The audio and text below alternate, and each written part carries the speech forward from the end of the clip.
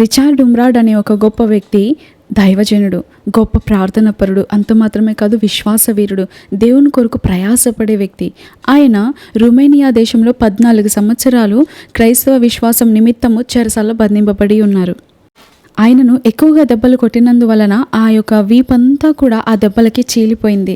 వారికి ఆ జైల్లో ఉన్న వారందరికీ కూడా వారానికి ఒక్కసారి మాత్రమే ఒక రొట్టె ముక్క అది ఆ గదిలోనికి విసిరేస్తూ ఉండేవారు.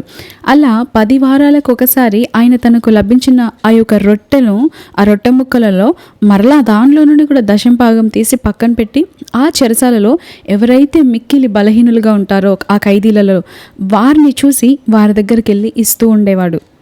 అతని పరిస్థితి చూసినట్లయితే దీర్ఘకాలంగా ఎన్నో సంవత్సరాలుగా ఆ యొక్క చెరసాల్లో ఉండడం వల్ల రిచార్డ్ ఉమ్రాడ్ గారు చూడడానికి ఎలా అయిపోయారంటే అస్థిపంజరంలాగా, ఆయనలో ఉన్నటువంటి ఎముకలు, బోన్స్ అన్నీ కూడా బయటికి కనబడే అంతగా సన్నగా అయిపోయారు. కానీ ఆ స్థితిలో ఉన్నా కూడా అతనికంటే ఇంకా ఎవరైతే బలహీనంగా ఉంటారో వారికి తన యొక్క ఆహారంలో దశంభాగం ఇస్తూ ఉండేవాడు. క్రైస్తవులకు వ్యతిరేకంగా ఉన్నటువంటి కమ్యూనిస్ట్ ప్రభుత్వం ఆయనను ఎక్కువగా హింసిస్తూ ఉండేది. ఆ చెరసాలలో ఆయనకు కనీసం బైబిల్ కూడా ఉండేది కాదు.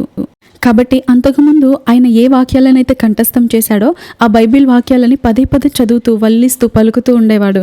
ఈ విధంగా ప్రభునందు ఆయన ఆనందిస్తూ ఉండేవాడు. అయితే ఒకరోజు ఏం జరిగిందంటే లూకా సువార్త 6వ అధ్యాయం 22వ వచనం 23వ వచనం ఆయనకు గుర్తురాగానే ఆ వాక్యమును పదే పదే చెబుతూ సంతోషంతో ఒక్కసారిగా లేచి గంతులు వేయడం ప్రారంభించాడు. ఆయన 6 అడుగుల కంటే ఎత్తుగా ఉండేవాడు, చాలా ఎత్తుగా ఉండేవాడు. కానీ ఆయన బంధింపబడిన ఆ యొక్క జైలు గది చూసినట్లయితే 4 అడుగులు మాత్రమే ఉండేది.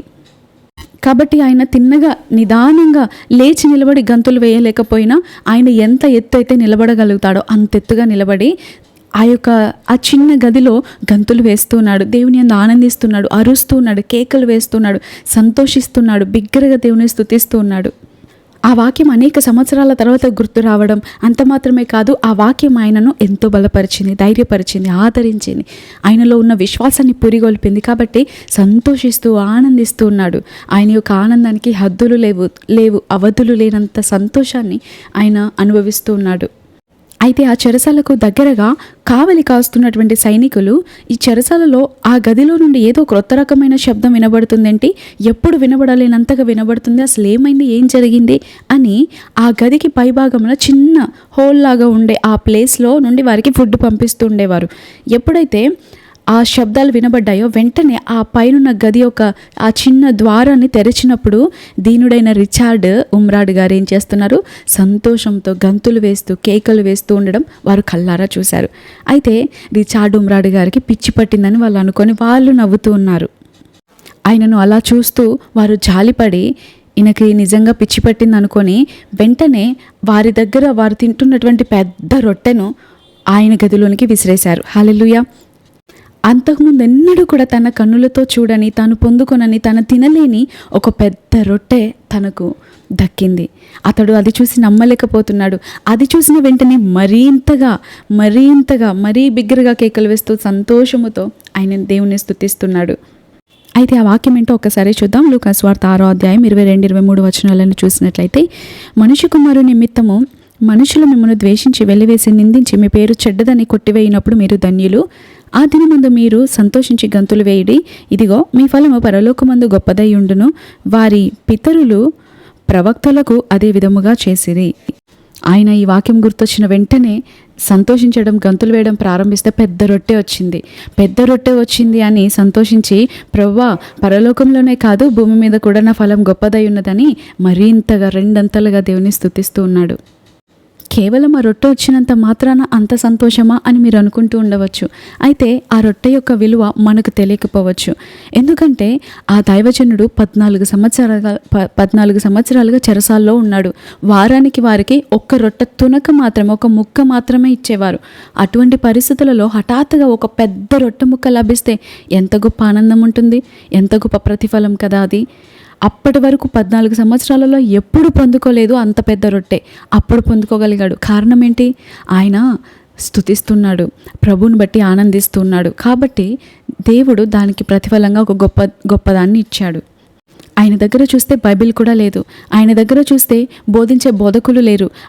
ఆయన దగ్గర చూస్తే ఆయనను విశ్వాసంలో పురిగొల్పే వాళ్ళు లేరు. ఆయన పడిపోతే, కృంగిపోతే, కన్నీరు కారుస్తుంటే, ఆ నాలుగు గోడల మధ్య ఉంటే, ఆ చీకటి గదిలో బంధింపబడి ఉంటే ఆయనను ప్రోత్సాహపరిచే వాళ్ళు, ఆదరించే వాళ్ళు ఒక్కరూనూ లేరు. కానీ ఆయన సనుగుతున్నాడా? ఆయన గునుగుతూ ఉన్నాడా? నా జీవితం ఏంటి అని దేవుని ప్రశ్నిస్తున్నాడా? కానీ మనమైతే చిన్న సమస్య రాగానే మొదలు పెడతాం. ఇంకా ఏడుస్తూనే ఉంటాం, లేకపోతే కృంగిపోతూనే ఉంటాం, లేకపోతే ముఖంలో ఎవ్వరికి లేనంత విచారాన్ని మనం అందరికీ కనబరుస్తూ ఉంటాం.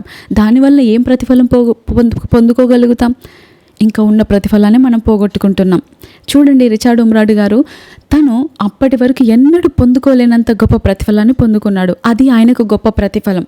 అది మనకు గొప్పగా అనిపించకపోవచ్చు. ఆకలితో అలమటించినప్పుడు, బాగా దాహం వేసినప్పుడు నీకు ఒక గిన్నెడు చన్నీళ్ళు ఇస్తే ఎలా ఉంటుంది? అలా ఉంటుంది అతనికి కూడా. ఈరోజు మనకైతే చిన్న శ్రమ రాగానే, శోధన రాగానే ప్రభువును స్తుతించడమే మానేస్తాం.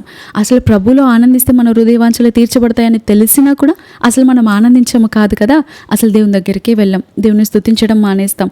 ఏదైనా పోగొట్టుకుంటే, ఏదైనా కోల్పోతే, ఏదైనా మన యొద్ద నుండి దొంగిలించబడితే, లేకపోతే మనకి ఏదైనా అనారోగ్యం కలిగితే, దేని చేతనైనా బంధించబడితే, ఎవరైనా నొప్పిస్తే, ఎవరైనా అవమానపరిస్తే, ఏదైనా చేయని తప్పు మనపై వేయబడితే, ఏదైనా అనుకున్నది అనుకున్నట్టుగా జరగకపోతే, ఏదైనా ఓటమి పాలవుతే, ఏదైనా నష్టపోతే, ఇంకంతే. వెంటనే దేవా ఎందుకు ఇలా చేసావు, ఎందుకు ఇలా చేసావు అని దేవుని ప్రశ్నిస్తూ ఉంటాం. ప్రశ్నించడానికి బదులుగా ఎవరైతే ప్రభువును స్తుతిస్తారో వారు గొప్ప ప్రతిఫలాన్ని పొందుకోగలుగుతారు. రిచర్డ్ ఉమ్రాడ్ గారికి ఆనందించడానికి అక్కడ ఏమీ లేదు. ఆయన కనీసం గంతులు వేయుడి అంటే గంతులు వేయడానికి కూడా ఆ స్థలం చాలనంతగా ఉంది. అయినా కూడా ఆయన ఎలా అయితే చేయగలుగుతాడో అలా చేస్తున్నాడు. ఈరోజు స్తుతించు స్తుతించు స్తుతించు అని మనం ఎంతగా వాక్యాలు విన్నా కూడా స్తుతించకపోతే ఎన్ని విన్నా వ్యర్థమే. మనల్ని ప్రార్థించమంటే గంటల తరబడి ప్రార్థిస్తూ ఉంటాం. ఎందుకంటే మన సమస్యను వివరించే అవకాశం ఉంది కాబట్టి. మన సమస్యని ఎంత పూసగుచ్చినట్లు వివరించగలుగుతామో అంత నిదానంగా, క్షుణ్ణంగా, వివరంగా దాన్ని వివరిస్తూ ఉంటాం. ఒక రచయిత కంటే, ఒక సినిమా డైరెక్టర్ కంటే కూడా దేవునికి ఎక్కువగా దాన్ని వివరిస్తూ ఉంటాం. మరి స్తుతించమంటే దేవుని ఎందుకు అలా వివరించలేకపోతున్నాం? దేవుణ్ణి ఎవరైతే అలా వివరిస్తారో దేవుడు వారిని బట్టి మురిసిపోతాడు, వారిని బట్టి సంతోషిస్తాడు. స్తుతులపై ఆసీనుడై ఉండే దేవుడు ఆయన. మీ సమస్యని ఎంతైతే వివరిస్తున్నారో మీ యొక్క సర్వశక్తిమంతుడైన దేవుని అంతగా మీరు స్తుతించడానికి అలా వివరించండి ఆయన గుణగణాలని. అప్పుడు మీరు ఒక గొప్ప ప్రతిఫలాన్ని పొందుకుంటారు, ఒక గొప్ప సాక్ష్యాన్ని పొందుకుంటారు, అనేకులకు దీవెనకరంగా మార్చబడతారు. ప్రార్థన ఎప్పుడు కూడా మన సమస్యల చుట్టే తిరుగుతుంది. ఒక్క మాటలో చెప్పాలి అంటే ప్రార్థన మన చుట్టూ తిరుగుతుంది, స్తుతి దేవుని చుట్టూ తిరుగుతుంది. ప్రార్థన అంటే మన గురించి, స్తుతి అంటే ఆయన గురించి. ఆయన ఏమై ఉన్నాడో వివరిస్తూ ఉన్నప్పుడు ఆయన చాలా సంతోషిస్తాడు. ఆయన ఏమై ఉన్నాడో ఆయనకు తెలీదా? ఆయన నిత్యము స్తుతించబడుతూ ఉన్నాడు. కానీ అయినా కూడా ఆయన గుణగణాలను మనం ఎప్పుడైతే ఎత్తిపట్టి స్తుతిస్తూ ఉంటామో, దేవా నువ్వు ఇదయ్యా, నీ స్వభావానికి విరుద్ధంగా చేయని వాడవయ్యా, నువ్వు జాలిపడే దేవుడవయ్యా, నువ్వు కోపపడని దేవుడవయ్యా, నువ్వు అనుదినము వాత్సల్యత చూపించుచున్న దేవుడవయ్యా, కృప నుండి అధికమైన కృపలోనికి నడిపే దేవుడవయ్యా, నువ్వు మహోన్నతుడవయ్యా, మహాగణుడవయ్యా, నువ్వు పాదముల మట్టుకు దిగుచున్న వస్త్రము ధరించుకున్న వాడవయ్యా అని ఇలా మనము స్తుతిస్తూ ఉంటే ఆయన మనల్ని బట్టి చాలా సంతోషించేవాడిగా ఉంటాడు. దావీదు దేవుని హృదయానుసారుడయ్యాడు. అది ఎలా సాధ్యమైంది? దేవుని హృదయానుసారుడు ఎలా అయ్యాడంటే, దావీదు మనం ఎప్పుడు స్తుతించలేనన్ని స్తుతి మాటలు ఆయన కీర్తనలు రాసినప్పుడు రాశాడు. ఆయన పాడుతూ ఉన్నప్పుడు పాడుతుండేవాడు, నువ్వు స్తుతులకు అర్హుడవయ్యా, నీకే నా స్తుతిగానం అంటూ నిత్యం ఆయనను పొగుడుతూ ఉండేవాడు స్తుతులతో, స్తోత్రాలతో. దానియేలును చూసినట్లయితే అన్ని పనులున్నా కూడా దినమునకు ముమ్మారు ఆయన సన్నిధిలో గడుపుతూ ఉండేవాడు. అందుకే కదా నీవు నా దృష్టికి బహు ప్రియుడవైనందున గనుడవైతివి అని దేవుడు అన్నాడు. ఈరోజు మనల్ని బట్టి దేవుడు ఏం సాక్ష్యం ఇస్తారు?